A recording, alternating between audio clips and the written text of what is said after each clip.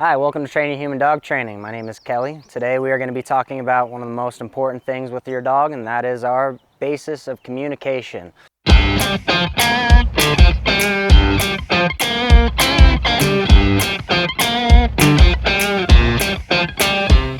Yes, we're talking about markers, okay? The most important markers that we actually need to talk about are our finish line, our terminal marker, a bridge marker or a continuation marker, and a no marker, a wrong indicator, okay? Why do we need indicators? Why do we need markers? Scientists say that dogs have about 1 to 1.5 seconds from the moment that they've done a behavior to receive information whether or not they did it right or not for us to be able to reinforce it or discourage it. So that means that if my dog is way across the field and I ask them to sit down and they do that, technically they would need their food to be put into their mouth within about 1.5 seconds for them to understand that they did something good in that moment and be willing to repeat that. So what markers help us do is actually pinpoint that moment with our words, use an actual indicator from our language and tell our dog good or yes, that they have actually done the behavior and they're finished, or good, you want them to continue. So those are the 3 most important indicators that we need to be able to have in our vocabulary to be able to coach our dogs on what it is that they're doing, when they're doing it, whether we like it or not, whether we want them to continue the behavior or we want them to finish the behavior.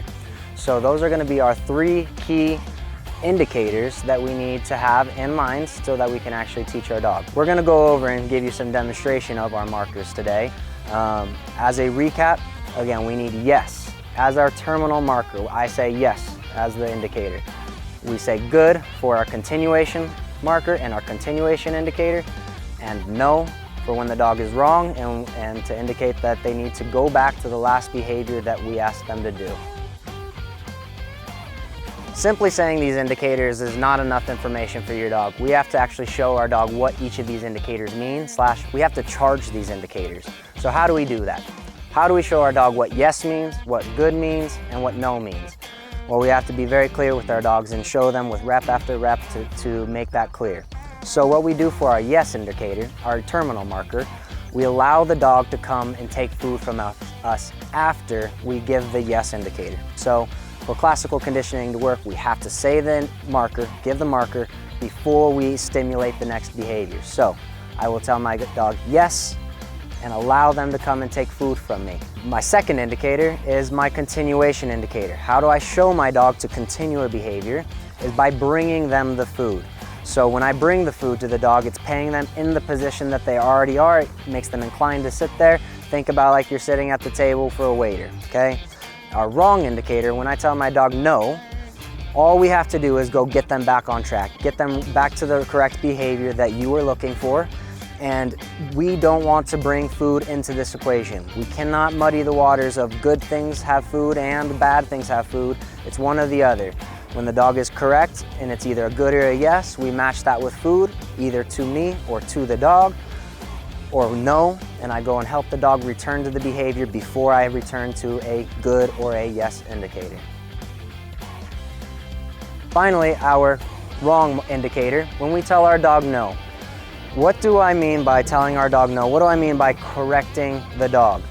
All I simply mean and ever mean when I tell you to correct the dog is make the dog correct. Put them back into the correct position so that you get yourself in a position where you can reward your dog.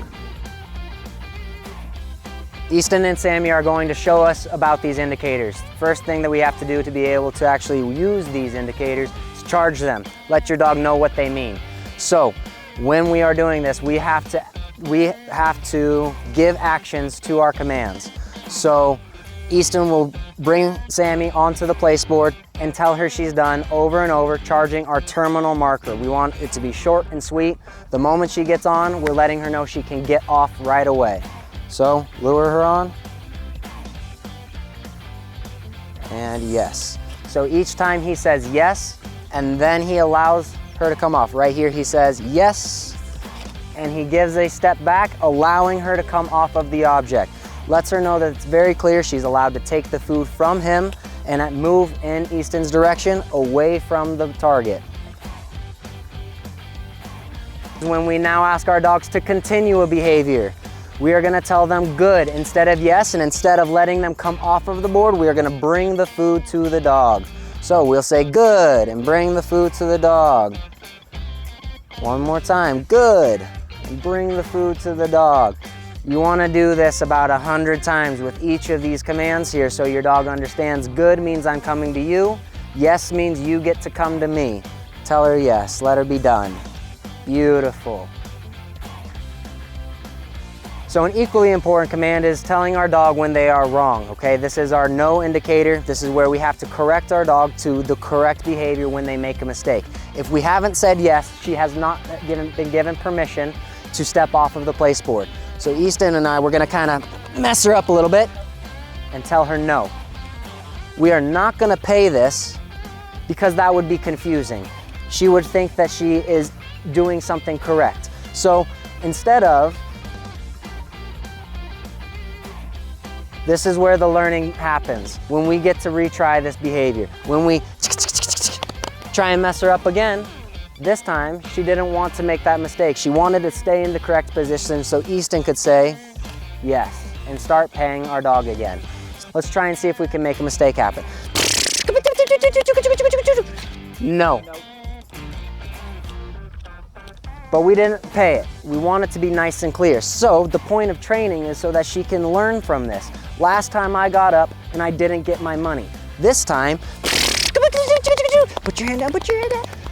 Nope, and we'll learn again. We'll try one more time. Tell her that was wrong. She wasn't quite ready for it, so we'll try it one more time. Good, or yes, either one, okay?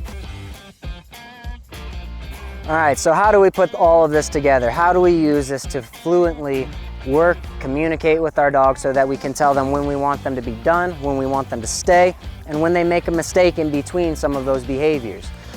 So we're going to start asking Sammy to do a couple of sits and downs, and we're gonna give her information in between. We're also gonna let her know very clearly when she's done doing a behavior. So right now she's in a sit. Tell her that you like her to continue that behavior. We'll say good, and we'll bring her food.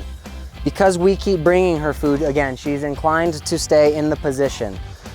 Now we're gonna ask her to go into a down, and we're gonna ask her to stay in that down. Down. We're gonna encourage her staying there. Good, by bringing her food.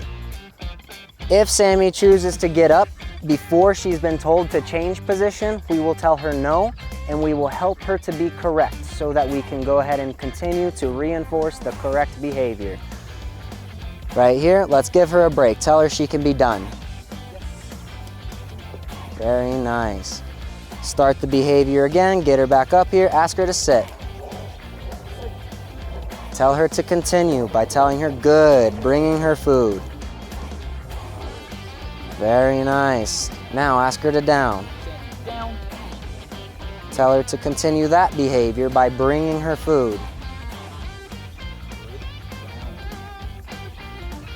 And tell her she can be done.